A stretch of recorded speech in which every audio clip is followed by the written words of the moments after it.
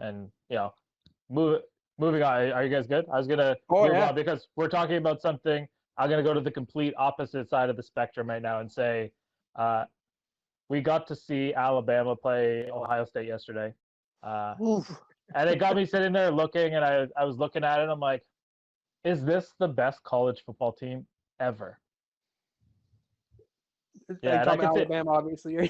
Yeah, Yeah. Alabama 2020, 2021 version. Uh, are they like last year? I thought that LSU was probably the best college team ever.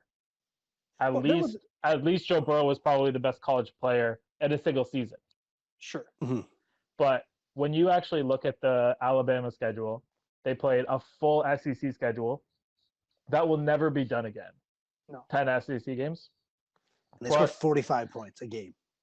yeah, and I they put up how many against Notre Dame, who has an incredible defense. Notre Dame's defense got better watching Alabama play Ohio State. Like everyone was like, "Oh, okay, they did know how to stop." The only stop that Ohio State had yesterday was when Mac Jones screwed up and held the ball for too long, and he Yeah. fumbled. That's it. Yeah. I think that the team is okay. When Minka Fitzpatrick was playing for Alabama, those defenses they had at those times, I think that was probably the best defenses they've ever had. I think that the reason why you could Yeah. definitely make an argument for Alabama, this being the best team in football ever, or the best Alabama team at the very least, is because they finally have a quarterback too. Like all the other quarterbacks were game managing quarterbacks. They knew how to throw when they needed to sometimes, but they were running. The offense was a running style offense. You get a Heisman. You told me 8 years ago, 5 years ago, 4 years ago that Alabama's wide receiver was going to win a Heisman.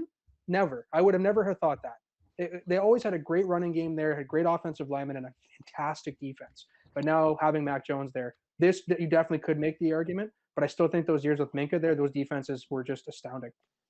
Talking about receivers at Alabama, can we just talk about what Julio started? Yeah, Oh. unbelievable. Yeah. Like that is like why like they say like there's like they call Notre Dame O-line U. Like that's we send out top tackles and guards every year. We have all pros across the whole line. Man, they send out the best receivers in the last 10 years. And Oh, running yeah. backs, it seems like, Julio. right? Well, yeah, then running Julio's backs, there, yeah. Calvin Ridley. Yeah, Jerry Judy, Ruggs. Jerry Judy. Yeah. Waddle's going to be a first-round pick. Devontae Smith's probably top 6, 7 pick. Amari Cooper was there. Yeah, right? Amari Like, Cooper was there. Yeah, like it doesn't stop. Yeah. And I'm not to say that when I made the Heisman comment there that they don't have good wideouts. It's just that they typically don't have the stats to go with it. We can see that they're good wideouts, but the offense doesn't give them the opportunity to have 23 touchdowns and 1,800 yards like some offenses do, right? Yeah, and when it comes down to it, like everybody can debate the best college team of all time. Nobody can debate the best college coach of all time. And No, yeah. Nick Saban has two national championships, or two different teams to have national championships. He went up to 7. The way that he has this team structured is basically similar to what you were just saying. So this year they're offensive, and maybe next year they have the top recruit in quarterback. His name's Well, Bryce Young. you saw who their Young- OC is now, right? No, Billy O'Brien. Bobby. Oh, well, yeah, he went down there to work with Nicky. He's rehabilitating everything. But that defense in Alabama is young. So 2 years from now, that defense is going to be as good as any Alabama defense that they've had. Yeah.